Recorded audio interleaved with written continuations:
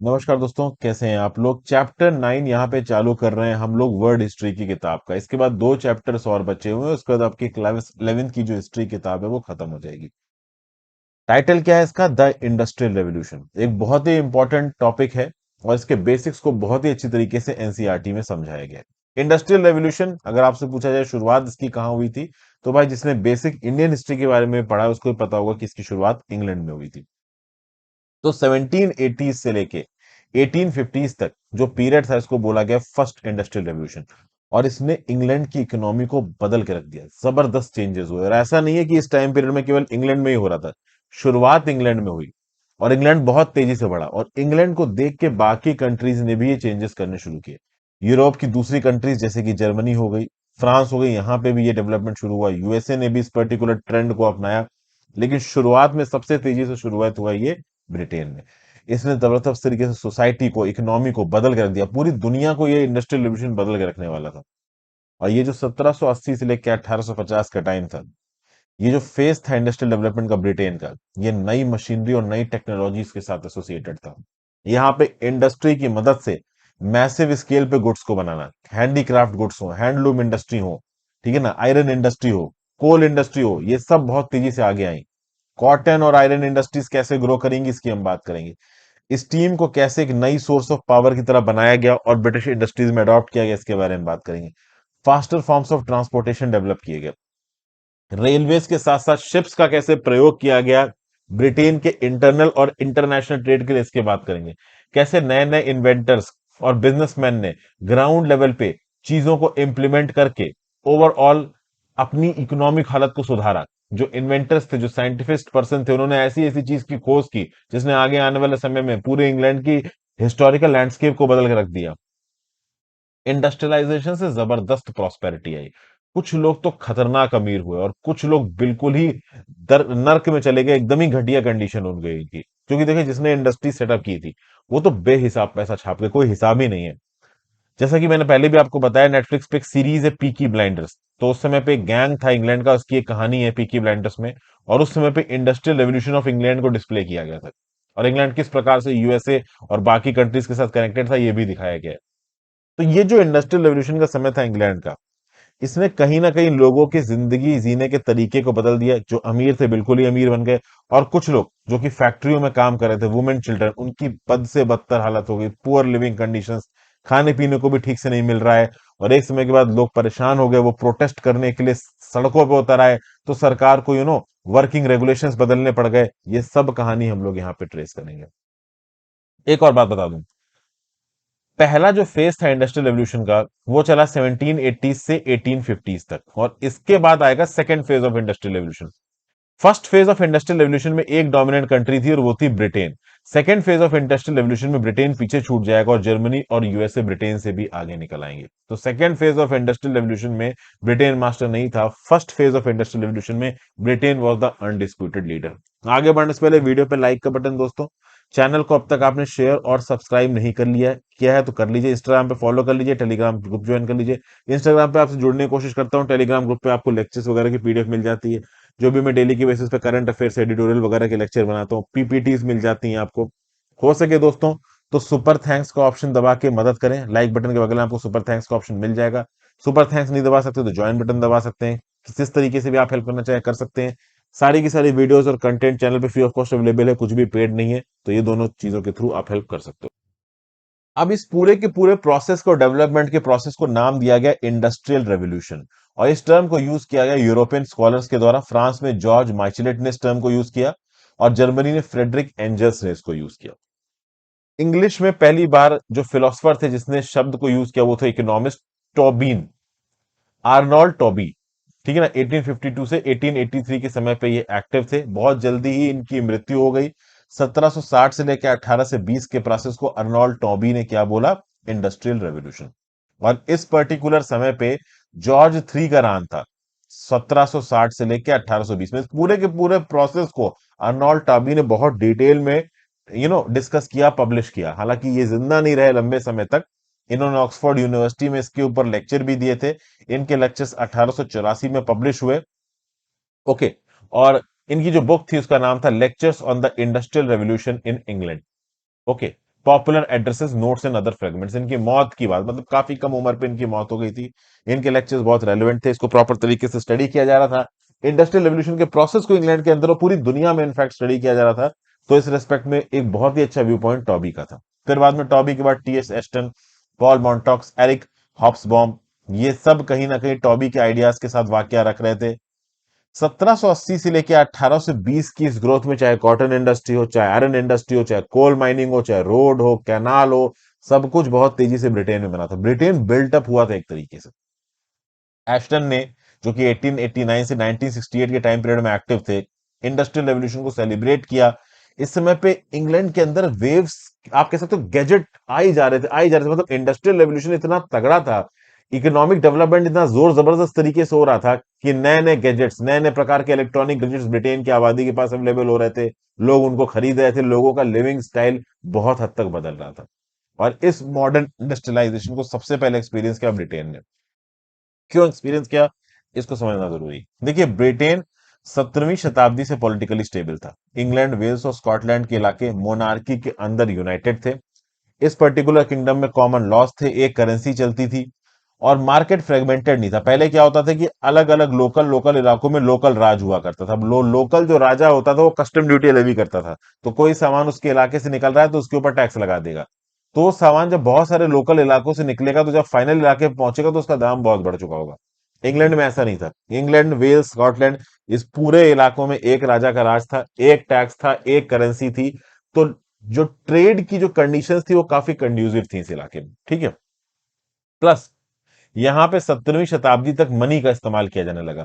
यहां पे लोगों की तनख्वाह गुड्स के फॉर्म में या सामान के फॉर्म में नहीं दी जा रही थी, पैसों के फॉर्म में दी जा रही थी। तो जब पैसों के फॉर्म में लोगों के हाथ में पैसा आएगा तो लोग फिर अपने जरूरत के हिसाब से, मतलब के हिसाब से मार्केट में जाके कुछ भी खरीद सकते हैं।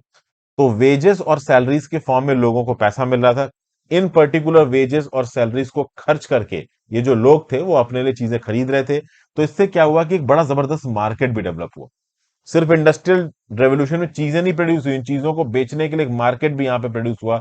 इकोनॉमिक कंडीशंस भी लोगों की अच्छी हो रही थी, लोगों को पैसे के फॉर्म में पेमेंट मिल रही थी, वो खरीद रहे थे, एक मार्केट डेवलप हो रहा था, सिस्टमैटिक तरीके से एक इकोनॉमिक सिस्टम यहाँ पे डेवलप हो रहा था।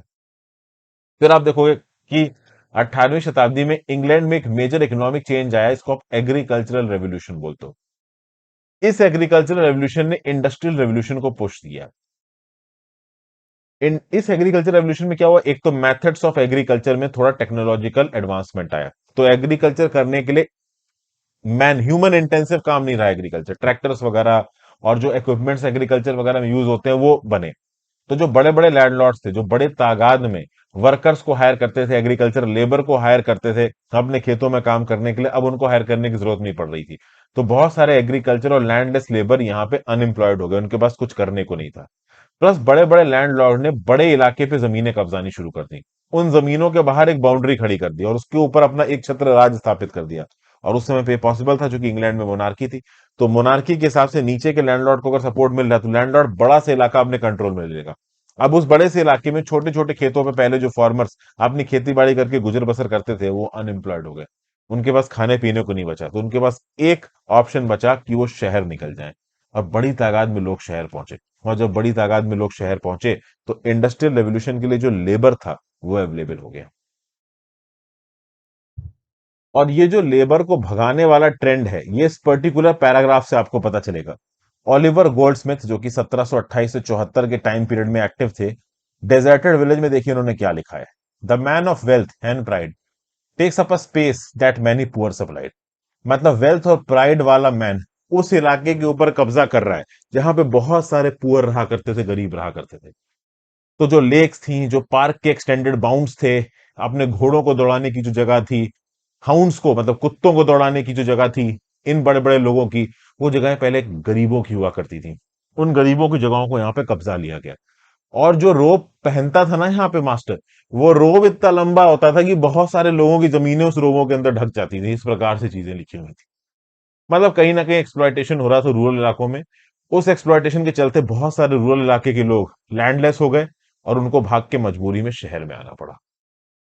फिर बात करते हैं टाउन्स, ट्रेड्स एंड फाइनेंस की। 18वीं शताब्दी से अगर आप देखो तो यूरोप में बहुत से ऐसे टाउन्स थे जहां पे उनका इलाका भी बढ़ रहा था और आबादी भी बढ़ रही थी। इलाका कैसे बढ़ रहा था? आज भी देखिए देखिए, मुंबई है, दिल्ली है। अब पहले दिल्ली छोटा था, मुंबई छोटा था। अब क्या है, बाहर की टाउनशिप बन गई, दिल्ली के बाहर के इलाके जैसे गुड़गांव हो गया, फरीदाबाद हो गया, ये डेवलप कर रहे हैं। मुंबई में उसके बाहर के इलाके, कल्याण हो गया आपका, नवी मुंबई हो गया, ये बदलापुर का इलाका हो गया, तो ये सब मुंबई का आउटस्कर्ट है, ये भी डेवलप करा। तो मतलब क्या होता है कि जब शहर बड़ा होता है, उसमें इकोनॉमिक एक्टिविटी बढ़ती है, तो उस इकोनॉमिक एक्टिविटी को सस्टेन करने के लिए ज्यादा इलाका चाहिए। तो शहर की जो आउटर रीच है वो भी बढ़ती है यहाँ पे, और यही चीज इंग्लैंड में भी हो रही थी। प्लस इंग्लैंड में आबादी भी बढ़ रही थी, खासकर शहरी इलाकों की, टाउन्स की, शहरों की। जो 19 यूरोपियन सिटीज थी जहां पे 1750 से लेकर 1800 के बीच में आबादी दुगनी हुई थी, सबसे ज्यादा आबादी थी लंदन में। और इन 19 यूरोपियन शहरों में जहां पे 1750 से लेकर 1800 में आबादी दुगनी हुई थी, 11 ब्रिटेन में थे। मतलब ब्रिटेन के अंदर ऐसे 11 शहर थे जहां पे 1750 से लेकर 1800 के बीच में आबादी डबल हुई थी। और सबसे बड़ा शहर था लंदन, इलाके में भी बहुत बड़ा और आबादी में भी बहुत बड़ा। हब था वो कंट्री के मार्केट का। ठीक है ना भाई? ग्लोबल सिग्निफिकेंस मिला यहां पे लंदन को, दुनिया भर से लोग लंदन में आके सेटल होना चाहते थे। 18वीं शताब्दी में जो मेडिटेरेनियन पोर्ट इटली और फ्रांस के हुआ करते थे, जैसे ये मेडिटेरेनियन सी है, ठीक है ना, तो इटली का यहाँ पे एक पोर्ट है, फ्रांस वगैरह का पोर्ट है, तो ये जो पोर्ट्स थे मेडिटेरेनियन सी में, अब वो ऊपर इंग्लैंड, यानी कि आप कह सकते हो ईस्टर्न अटलांटिक ओशन में पहुंच चुके थे। तो बेसिकली जो अटलांटिक पोर्ट्स थे हॉलैंड और ब्रिटेन के, वो अब यहां ज्यादा न्यूज में आ गए with respect to Mediterranean post of Italy France. देखिए इटली और फ्रांस के जो मेडिटेरेनियन पोर्ट थे, वो हिस्टोरिकली बहुत इंपॉर्टेंट थे, क्योंकि रोमन एम्पायर के समय से और ओटोमन एम्पायर के समय से भी इन पोर्ट्स की काफी वैल्यू रही है। लेकिन अब मार्केट समय बदल चुका था, अब यूरोप के हॉलैंड और ब्रिटेन वाले पोर्ट्स की कीमत और वैल्यू बढ़ रही थी। लंदन ने एम्स्टरडेम को रिप्लेस कर दिया as the principal source of loan. International trade में अगर सबसे ज्यादा लोन पैसा कहीं से निकलता था किसी शहर से, तो वो लंदन से निकलता था। लंदन सेंटर बन गया ट्रायंगुलर ट्रेड का, वो ट्रेड जो इंग्लैंड, अफ्रीका और वेस्ट इंडीज को एक दूसरे के साथ जोड़ता था। वेस्ट इंडीज बिल्कुल अमेरिका के बैकयार्ड में है, उसका सेंटर बना लंदन। बहुत सारी कंपनीज जो अमेरिका और एशिया में ट्रेड करनी थी, उनके हेडक्वार्टर्स लंदन में थे। ऑर्डर्स लंदन से प्लेस किए जाते थे, ठीक है ना, पेमेंट्स लंदन के थ्रू होती थी, बैंक लंदन में खुले थे, बैंक के ऊपर अभी बात करेंगे। प्लस इंग्लैंड के अंदर जो मूवमेंट ऑफ गुड्स था ना मार्केट्स के बीच में, उसको एक गुड नेटवर्क ऑफ रिवर्स ने सस्टेन किया। एक तो इंग्लैंड की कोस्ट लाइन बहुत इंडेंटेड है, प्लस इंग्लैंड की जो नदियां है ना, वो इंग्लैंड के मेजर शहरों के से होके निकलती हैं, और वो नदियां अच्छी खासी बड़ी हैं, उनकी गहराई अच्छी खासी है, तो उन नदियों के ऊपर छोटे छोटे शिप्स चल सकते हैं। अगर इंग्लैंड के बस पहाड़ी माउंटेनियस इलाके को छोड़ दिया जाए, तो इंग्लैंड की ऑलमोस्ट सारी बड़े शहर किसी ना किसी नदी से 15 मील की दूरी पे है, तो ज्यादा से ज्यादा 15 मील। मतलब कि जो रिवर नेटवर्क था इंग्लैंड का, उसने काफी मदद की, क्योंकि जो रिवर थी उस पे शिप्स जाते थे, और जिस सिटी में जहां सामान भेजना, उसके सबसे पास वाले पोर्ट में शिप्स को रोक के गुड्स अनलोड कर दिए जाते थे और उस शहर में गुड्स भेज दिए जाते थे। तो जो मेजर सिटीज थी, माउंटेनियस सिटीज को छोड़ के, वो कहीं ना कहीं इस शिपिंग नेटवर्क के थ्रू, जो कि रिवर्स के द्वारा सस्टेन हो रहा था, जुड़ी हुई थी ट्रेड के साथ। फिर धीरे धीरे आप देखोगे कि रेलवेज का भी यहाँ पे बनाना शुरू हुआ। रेलवेज, अपने डलहौजी जिस समय पे इंडिया में रेलवे बना रहा था, उससे पहले इंग्लैंड में रेलवेज वगैरह बनना शुरू हो गई थी। तो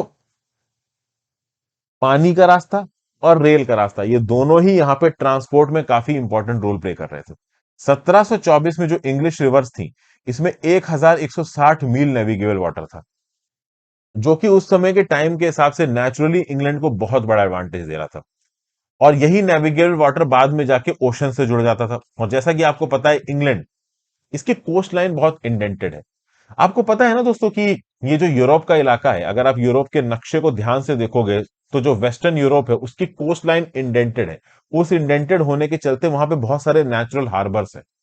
तो ट्रेड के लिए इलाका ऑटोमेटिकली बहुत ज्यादा, आप कह सकते हो, इस प्रकार का था जियोलॉजिकली, कि आराम से शिप्स आ सकते हैं, डॉक हो सकते हैं, बाहर निकल सकते हैं, अच्छा खासा नेविगेबल स्ट्रेच उनको मिलता है, रिवर्स के थ्रू कनेक्ट हो सकते हैं। हालांकि रिवर में ओशन वाले बड़े शिप्स नहीं जा सकते थे, लेकिन बड़े आराम से कोस्टर्स लगते थे। वो कोस्टर क्या करते थे कि भाई देखिए, इंटरनेशनल ट्रेड के थ्रू सामान अगर कोई आया इंग्लैंड के पोर्ट तक, तो उस सी से, उस शिप से उसको उतार के छोटे छोटे शिप्स के ऊपर लोड कर दिया जाएगा, और उसके लिए लाखों की तादाद में सेलर्स वगैरह काम करते थे, जो ये लोडिंग अनलोडिंग का काम करते थे। आज की डेट में जिस प्रकार से, आज की डेट में चीजें काफी मैकेनाइज हो गई, उस समय मैनुअल हुआ करती थी, बट मैनुअल में भी काफी एफिशिएंट था ये सिस्टम। तो इंटरनल ट्रेड के लिए इंग्लैंड अपने देश के अंदर अलग अलग जगहों पे सामान पहुंचाने के लिए नेविगेबल रिवर्स का इस्तेमाल करता था। उसमें छोटे शिप्स जाते थे थोड़े रिस्पेक्टिवली। इंटरनेशनल जो समुंदर में अटलांटिक ओशन में जो सी सेल करते थे, शिप सेल करते थे, वो थोड़े बड़े होते थे। तो एक प्रॉपर शिपिंग नेटवर्क यहां पे बनाया था इंग्लैंड ने अपने स्टेट को सस्टेन करने के लिए। फिर जो इंग्लैंड का फाइनेंशियल सिस्टम था, इसको सपोर्ट कर रहा था bank of England. Bank of England की स्थापना हुई 1694 में। 1784 तक आते आते 100 से ज्यादा प्रोविंशियल बैंक थी इंग्लैंड में, और अगले 10 सालों में जो नंबर ऑफ बैंक थी इंग्लैंड में वो 3 गुना हो गई। 1820 तक 600 बैंकें थी इंग्लैंड की प्रोविंसेस में, और अकेले लंदन में 100 बैंकों से ज्यादा थी। और इन बैंकों ने फाइनेंशियल रिक्वायरमेंट्स को पूरा कर दिया। मतलब अगर किसी बिजनेसमैन को आगे धंधा स्टैब्लिश करना है और उसको पैसे की जरूरत है, तो ये बैंक पैसा प्रोवाइड करेंगे। किसी को पेमेंट करनी है दूसरी कंट्री में, तो ये बैंक पैसा प्रोवाइड करेंगे और एक मीडियम प्रोवाइड करेंगे पेमेंट का। तो जो ब्रिटेन में इंडस्ट्रियलाइजेशन हुआ, उसके मेनली अगर आप देखो तो 3 फैक्टर्स उभर के आए। पहला फैक्टर, गांव के इलाके से बहुत सारे गरीब लोग भाग के आ गए शहरों में काम की तलाश में, तो चीप लेबर यहां पे अवेलेबल थी। दूसरा, बड़ी बड़ी इंडस्ट्रीज को सेटअप करने के लिए जो पैसों की जरूरत थी, जो इकोनॉमिक चैनल की जरूरत थी, उसके लिए बैंक्स अवेलेबल थी इंग्लैंड में। और तीसरा, एक बड़ा ही जबरदस्त ट्रांसपोर्ट नेटवर्क, जो कि रेल के द्वारा और शिपों के द्वारा जुड़ा हुआ था पूरा का पूरा इंग्लैंड आपस में, और इंग्लैंड की इंटरनेशनल कनेक्टिविटी भी इस ट्रांसपोर्ट नेटवर्क से जुड़ी हुई थी। तो ये 3 फैक्टर्स मिलके ओवरऑल इंग्लैंड में इंडस्ट्रियल रेवोल्यूशन को पुश दे गए। इसके साथ साथ टेक्नोलॉजी के फैक्टर को भी देखना बहुत जरूरी है। अगर आप देखो तो दो और फैक्टर्स थे। एक तो रेंज ऑफ टेक्नोलॉजिकल चेंजेस। इस समय पे टेक्नोलॉजी में कुछ ऐसा चेंज आया कि प्रोडक्शन लेवल एकदम बम्पर तरीके से बढ़ गया। एक नया ट्रांसपोर्ट का नेटवर्क क्रिएट हुआ, रेलवेज का कंस्ट्रक्शन हुआ। अगर आप देखो तो अच्छा, ऐसा नहीं है कि कोई एक टेक्नोलॉजी इजाद होती थी तुरंत इंप्लीमेंट हो जाती थी। टेक्नोलॉजी बनने में और उसके इंप्लीमेंटेशन के बीच में 1 या 2 डेकेड्स, 10 से 20 सालों का फर्क हो सकता था। लेकिन ओवरऑल चूंकि हम यहाँ पे टाइम पीरियड की बात कर रहे हैं सिंस 1780 टू 1850, तो 70 साल का टाइम पीरियड है। तो इस 70 साल के टाइम पीरियड में टेक्नोलॉजी को बनाने और इंप्लीमेंट करने के लिए एम्पल टाइम था। अगर आप देखो तो 26,000 इन्वेंशन रिकॉर्ड किए गए 18वीं शताब्दी में। मतलब 1700 से लेके या 1701 से लेके 1800 तक कितने 26,000 इन्वेंशन। और इसमें से लगभग आधे इन्वेंशन 1782 से लेके 1800 में, मतलब इस पर्टिकुलर शताब्दी के आखिरी 19 सालों में। तो अब आप देखोगे कि बहुत सी चीजें हुई। टेक्नोलॉजी के रिस्पेक्ट में आयरन इंडस्ट्री ट्रांसफॉर्म हुई, स्पिनिंग और वीविंग ऑफ कॉटन बना, स्टीम पावर डेवलप हुई और रेलवेज आई। यहां पे हम लोग बात करेंगे ट्रांसफॉर्मेशन ऑफ आयरन इंडस्ट्री। और आयरन इंडस्ट्री के लिए 2 फैक्टर्स जरूरी हो जाते हैं, एक होता है कोल और दूसरा होता है आयरन। कोल एंड आयरन की बात की जाए तो भैया इंग्लैंड के पास भर भर के कोल और आयरन ओल था। और कोल और iron ore are basically the fuel material, staple material सही है, मैकेनाइजेशन के लिए इनकी जरूरत है। अब अगर आप देखो तो इंग्लैंड में ना कोल की कमी थी ना आयरन की कमी थी। प्लस अगर आप देखिए लेड, कॉपर, टिन, ये सब भी अवेलेबल था। और कहीं ना कहीं कोकिंग इंडस्ट्री में, इंडस्ट्रियल प्रोसेसेस में इन सब चीजों की जरूरत पड़ती है, चाहे लेड हो, कॉपर हो, टिन हो। सबका अपने अपना यूजेज होता है। अब अगर आप देखिए तो यूजेबल आयरन की उस समय पे कमी थी। हर चीज आप लकड़ी से कर नहीं सकते, वुड से आप कर नहीं सकते। तो भाई आयरन बनाना जरूरी था। अब आयरन को बनाने के लिए स्मेल्टिंग करनी पड़ती थी। यहां पे आपको 3 शब्द सुनाई पड़ेंगे। एक आपको सुनाई पड़ेगा पिग आयरन, एक आपको सुनाई पड़ेगा कास्ट आयरन, एक आपको सुनाई पड़ेगा रॉट आयरन। इस वीडियो के बाद मैं एक वीडियो बनाने वाला हूं जहां पे मैं आपको बहुत बेसिक शब्दों में समझाऊंगा पिग आयरन, कास्ट आयरन और रॉट आयरन के बीच का फर्क क्या होता है। आपको मैं ये बता दूं कि पिग आयरन इम्प्योर टाइप का आयरन होता है, इसकी क्वालिटी बहुत अच्छी नहीं होती है। स्मेल्टिंग के बाद आयरन ओर से जो आयरन निकाला जाता है उसको आप पिग आयरन बोलते हैं, और उसमें बहुत सी इंप्योरिटीज होती हैं। इन इंप्योरिटीज को हटा के जब आप एक हाई क्वालिटी का आयरन बनाते हैं, तब वो बन जाता है कास्ट आयरन और रॉट आयरन। कास्ट आयरन और रॉट आयरन अलग अलग है, वो मैं आपको अलग से समझाऊंगा। तो बेसिकली शुरुआत में यूजेबल आयरन ज्यादा अवेलेबल था नहीं, और जो थोड़ा बहुत अवेलेबल था वो पिग आयरन अवेलेबल था। और ये जो पुअर, देखिए पिग आयरन, अब आपको यहां पे समझना पड़ेगा, आज की डेट में pig iron, cast iron, wrought iron बनाना इतना मुश्किल नहीं है। तीनों के बीच का फर्क हल्का फुल्का मैंने आपको समझा दिया, अलग से वीडियो में डिटेल में समझाऊंगा। अब वापस आ जाते हैं। इंग्लैंड में जब उस समय पे आयरन बनाया जा रहा था तो सेंचुरी से चारकोल की मदद से बनाया जा रहा था। क्या होता है कि जब टिम्बर को आप जला दो तो जली हुई लकड़ी, उसको बोलते हो आप चारकोल, और फिर चारकोल को स्मेल्टिंग प्रोसेस में इस्तेमाल किया जाता था आयरन बनाने के लिए। क्योंकि आयरन ओर से आयरन निकालना है तो हाई टेम्परेचर चाहिए, आयरन ओर को पिघलाना पड़ेगा। और चारकोल को लकड़ियां काट के जला के फिर उनको दूर ले जाया जाता था, तो ट्रांसपोर्टेशन में प्रॉब्लम आती थी। चारकोल पानी में भीग गया तो बेकार हो गया, ठीक है ना। बहुत फ्रेजाइल था, दूर तक उसको ट्रांसपोर्ट करना मुश्किल था। और इस चारकोल से जो आयरन बनता था वो बहुत पुअर क्वालिटी का आयरन था, क्योंकि देखिए प्योर क्वालिटी के आयरन को बनाने के लिए हाई टेम्परेचर चाहिए। हाई टेम्परेचर को पाने के लिए बहुत जबरदस्त फ्यूल चाहिए जलाने के लिए, और चारकोल उस लेवल पे टेम्परेचर पैदा नहीं कर पा रहा था। तो इस कंटेक्स्ट में अगर आप देखिए तो भैया हाई क्वालिटी आयरन नहीं बनाया जा पा रहा था। अब यहां पे आपको ब्लास्ट फर्नेस दिख रही है कोल ब्रुकडेल की। कोल ब्रुकडेल की कहानी मैं थोड़ी देर में आपको सुनाता हूं, अभी इस विलेज के बारे में भी बात करेंगे। वैसे मेरी ट्रेवल लिस्ट में इस विलेज में जाना है इंग्लैंड के अंदर, लेट्स सी कब जा पाते हैं। तो बेसिकली अगर देखा जाए तो शुरुआत में चारकोल के दम पे हम बहुत पुअर क्वालिटी का आयरन बना रहे थे, हमको चाहिए थे अच्छे क्वालिटी के आयरन की जरूरत, जो कि हम अभी तक नहीं बना पा रहे थे। इस समय पे रेवोल्यूशन लाने वाली एक फैमिली आई, श्रॉपशायर की फैमिली थी, जिसको बोला जाता था डार्बीज। तो डार्बीज ऑफ श्रॉपशायर ने यहां पे एक साइंटिफिक इनोवेशन किया जिसने गेम पलट के रख दिया। ये फैमिली थी आयरन मास्टर्स की, ठीक है ना, जो लोहे का काम करने वाले जो लोग होते हैं ना वो थे। और इसकी 3 जनरेशन ऑफ फैमिली ने बहुत कुछ कंट्रीब्यूट किया, ग्रैंडफादर, फादर और सन, सबको यहां पे नाम दिया गया है अब्राहम डार्बी। मेटलर्जिकल इंडस्ट्री में ये 3 लोग रेवोल्यूशन लेके आए थे। इस रेवोल्यूशन की शुरुआत हुई ग्रैंडफादर से, जब 1709 में पहले अब्राहम डार्बी ने ब्लास्ट फर्नेस का इस्तेमाल करके कोक बनाया। कोक एक बड़े ही आला दर्जे का फ्यूल होता है। कोल के अंदर से अगर आप इंप्योरिटीज को हटा दो तो जो हाई कार्बन कंटेंट वाला, जो आपका कह लीजिए हाई कोल कंटेंट वाला, जिसमें सल्फर नहीं है, इंप्योरिटीज नहीं है, इस प्रकार के कोल को आप बोलते हो कोक। ओके, कार्बन कंटेंट ज्यादा है, फ्यूल जलने वाला कंटेंट ज्यादा है, इंप्योरिटीज सल्फर जैसी चीजें कम है। तो भाई कोल के अंदर से इंप्योरिटीज हटा के जब आप बिल्कुल प्योरेस्ट फॉर्म ऑफ कोल लेके आते हो सामने, तो उसको बोला जाता है कोक। और कोक को जब फर्नेस में जलाएंगे तब टेम्परेचर ज्यादा पैदा होगा, और जब ये टेम्परेचर ज्यादा पैदा होगा तब तगड़े लेवल की आयरन कास्टिंग्स आप बना सकते हैं, फायरन एंड लार्जर आयरन कास्टिंग। क्योंकि देखिए आयरन ओर को बहुत बड़े टेम्परेचर पे पिघला के, लंबे समय तक पिघला के ही उससे आप प्योर आयरन अलग कर सकते हो। तो वो जो हाई टेम्परेचर थे लंबे समय तक पैदा करने वाला काम, वो कोक ने कर दिखाया, जो चारकोल नहीं कर पा रहा था। तो सबसे पहले अब्राहम डार्बी ने ब्लास्ट फर्नेस की मदद से कोक बनाया, और उस कोक का इस्तेमाल किया टेम्परेचर बढ़ाने में, और उससे बनाना शुरू किया इन्होंने आयरन का एक इनिशियल फॉर्म, जिससे बड़ी बड़ी और फाइन कास्टिंग्स बनाई जा सकती थी। और इसमें आगे और इन्वेंशंस होंगे। जो दूसरा डार्बी था उसने रॉट आयरन बनाया। रॉट आयरन में बहुत कम इंपोर्टीज होती हैं, वो पिग आयरन से बहुत ज्यादा बेटर होता है। और इस सेकंड डार्बी ने रॉट आयरन बना के आयरन की क्वालिटी को इंप्रूव किया। और जब आयरन की क्वालिटी इंप्रूव हुई तो इसके अंदर कुछ और आगे फर्दर इन्वेंशन हुए, जैसे कि हेनरी कॉट, जो कि 1740 से 1823 में एक्टिव थे। इन्होंने पडलिंग फर्नेस का इस्तेमाल करके और रोलिंग मिल का इस्तेमाल करके जो प्योरोफाइड आर्बन निकल के आया था रॉट आयरन के फॉर्म में, इस रॉट आयरन को बदल दिया बार्स में, बड़े बड़े लक्कड़, जैसे कि फॉर एग्जांपल आयरन को शेप में लेके आना। आयरन को भैया रॉट आयरन, सॉरी, आपका आयरन ओर को पिघला के उससे प्योर आयरन बनाना ही मुश्किल हो रहा था। पिग आयरन पहले बना था, पिग आयरन से रॉट आयरन बनाया, अब इस रॉट आयरन को अपने मर्जी के शेप में लेके आ पाना, ये काम की टेक्नोलॉजी डेवलप की हेनरी कॉट ने।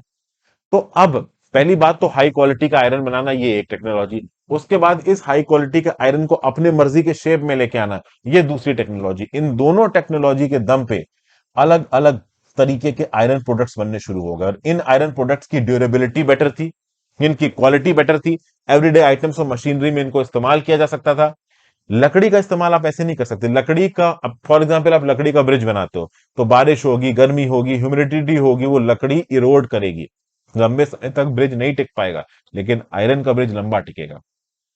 तो आयरन की फिजिकल और केमिकल प्रॉपर्टीज में लगातार इन्वेंशंस के थ्रू यहां पे इजाफे होते गए। 1770s में जॉन विल्किंसन ने, जो कि 1728 से 1808 तक एक्टिव थे, पहली आयरन चेयर बनाई, वैट्स बनाई, ब्रूवरीज बनाई, डिस्टिलरीज बनाई, watts for breweries and distilleries. अब आप बोलोगे ये वैट्स क्या होती हैं? तो भाई जब भी आप किसी दारू की फैक्ट्री में जाओगे तो वहां पे इस प्रकार के बड़े बड़े आपको बर्तन दिख जाएंगे, जिसके अंदर ब्रूइंग का प्रोसेस होता है, दारू वगैरह बनाई जाती है, तो उसको आप बोलते हो watts and distilleries, watts for breweries and distilleries. फिर आयरन पाइप बनाए जाने लगे अलग अलग साइजेस के, पानी को एक जगह से दूसरी जगह पहुंचाने के लिए। इसका लंदन में, पेरिस में और यूरोप की दूसरी कंट्रीज में इस्तेमाल किया जाने लगा। और 1779 में तीसरे अब्राहम डार्बी ने, जो कि 1750 से 91 तक एक्टिव थे, थर्ड डार्बी, इन्होंने दुनिया का पहला आयरन ब्रिज बनाया इन द वर्ल्ड, और इसको नाम दिया गया कोल ब्रुकडेल। एक्चुअली में कोल ब्रुकडेल आज की डेट में एक गांव है, कहां पे, इंग्लैंड में। ये गांव के अंदर एक ब्रिज है जो कि रिवर सेवर्न के ऊपर है, ठीक है ना। यहां पे ये पर्टिकुलर ब्रिज बनाया गया है, आज भी लोग इस ब्रिज को देखने के लिए जाते हैं। कुछ इस प्रकार का ये ब्रिज आपको नजर आता है। आज भी एक प्रोमिनेंट टूरिंग, आप कह लीजिए, डेस्टिनेशन है। लोग जब भी इंग्लैंड घूमने जाते हैं, इस पर्टिकुलर ब्रिज को देखने जाते हैं। सरकार ने इसको प्रॉपर तरीके से मैनेज करके रखा हुआ है, ठीक है। तो ब्रिज बनाया था तीसरे अब्राहम डार्बी ने, और यही अब्राहम डार्बी की वो रेवोल्यूशनरी मेटलर्जिकल फैमिली थी जिसने बेसिकली इंग्लैंड के इस इन्वेंशन के थ्रू इंग्लैंड की इंडस्ट्रियल रेवोल्यूशन का रुख मोड़ दिया। पॉपुलर परसेप्शन में पहले इस प्रकार से इस ब्रिज को दिखाया जाता है, अब तो ये ब्रिज कुछ इस प्रकार का आपको नजर आता है। सिवन नदी के ऊपर से ये ब्रिज निकलता है। ओके, तो जब कभी आप इंग्लैंड के इस हिस्से में घूमने जाओगे तो आपके टूरिस्ट डेस्टिनेशन में ये पर्टिकुलर ब्रिज भी जुड़ा होगा, अगर आप इस पार्ट ऑफ इंग्लैंड में जाते हैं तो। ठीक है भाई, तो आप कह सकते हो कि जो आयरन इंडस्ट्री थी धीरे धीरे करके डेवलप हो रही थी। केमिकल प्रोसेसेस के थ्रू, फिजिकल प्रोसेसेस के थ्रू जो बेस्ट क्वालिटी ऑफ आयरन बनाने की काबिलियत थी वो यहाँ पे इजाद की जा रही थी। और कोल माइनिंग, आयरन स्मेल्टिंग में भी इंग्लैंड को खासा कर टेक्नोलॉजिकल एडवांटेज मिल रहा था। ब्रिटेन के पास एक्सीलेंट कोकिंग कोल था, हाई ग्रेड आयरन ओर था जिसका इस्तेमाल किया गया यहाँ पे। प्लस कोस्टल कोल फील्ड्स थे, तो इससे कोयला निकाल के दूसरी कंट्री में भी एक्सपोर्ट किया जाता था। इस कोयले को, ठीक है ना, आयरन ओर की माइंस तक पहुंचा के, आयरन ओर के स्मेल्टिंग प्लांट्स तक पहुंचा के वहां पे आयरन बना के आयरन भी दूसरे देशों में एक्सपोर्ट किया जाता था। तो ओवरऑल आप कह सकते हो कि ship building, coal industry, mining industry, ये सब एक साथ इंग्लैंड में आगे बढ़ रही थी। और ब्रिटिश की आयरन इंडस्ट्री का जो आउटपुट था 4 गुना हो गया 1800 से लेकर 1830 के बीच में। और सबसे सस्ता अगर आयरन कहीं यूरोप में बिकता था तो ब्रिटेन में मिलता था। 1820 में अगर आपको 1 टन पिग आयरन बनाना है तो 8 टन कोयले की जरूरत थी। बट 1850 आते आते टेक्नोलॉजी इतनी इजाद हो चुकी थी कि अगर आपको 1 टन पिग आयरन बनाना है तो आपको 2 टन कोयले की जरूरत है। और 1848 तक आपको पता चलेगा कि भाई ब्रिटेन पूरी दुनिया से ज्यादा आयरन बना रहा था। स्मेल्टिंग करके पूरी दुनिया जितना आयरन बना रही थी उससे अकेला ब्रिटेन ज्यादा बना रहा था। आज की डेट में जो आयरन ब्रिज गॉर्ज है ये एक हेरिटेज साइट है। ओके, क्यों हेरिटेज साइट है? क्योंकि ऑब्वियस सी बात है भाई, दुनिया का पहला आयरन ब्रिज, अपने आप में इंडस्ट्रियल रेवोल्यूशन का प्रतीक। ये वो समय था जब इंग्लैंड ने डेवलप करना शुरू किया, ये वो समय था जब ग्रीन हाउस गैस एमिशंस बढ़ने शुरू हुए, ये वो समय था जब इंडस्ट्रियलाइजेशन का इनिशियल फेज शुरू हुआ। और ये जो आयरन ब्रिज बनाया था अब्राहम डार्बी की फैमिली ने, ये अपने आप में इंडस्ट्रियल रेवोल्यूशन के एक फ्यूल की तरह काम कर रहा था, एक बड़े इंपॉर्टेंट इन्वेंशन की तरह इसको काउंट किया जाता है। और इस आयरन ब्रिज को उसका प्रतीक माना जाता है, उस पर्टिकुलर इन्वेंशन का। हालांकि वही इंडस्ट्रियल रेवोल्यूशन आज की डेट में दुनिया को गर्त में लेके जा रहा है, ग्रीन हाउस गैस इमिशंस बढ़ रहे हैं, ओवरऑल इकोलॉजी सस्टेनेबल नहीं हो पा रही है, वो सब एक अलग चीज है। So thank you for watching friends. अगली वीडियो से कॉटन स्पिनिंग एंड वीविंग शुरू करेंगे। आई होप आपको लेक्चर सुनने में मजा आया हो। अपने व्यू पॉइंट नीचे कमेंट बॉक्स में देके जरूर जाइएगा। इंस्टाग्राम पे फॉलो कर लीजिए, टेलीग्राम ग्रुप ज्वाइन कर लीजिए, हो सके दोस्तों तो ज्वाइन बटन दबा के और सुपर थैंक्स दबा के मदद करें। Have a great day friends, goodbye. ज्यादा से ज्यादा लोगों के साथ इस लेक्चर को शेयर करिएगा, लाइक कर दीजिएगा चैनल के एंगेजमेंट को बढ़ाने के लिए। Good bye.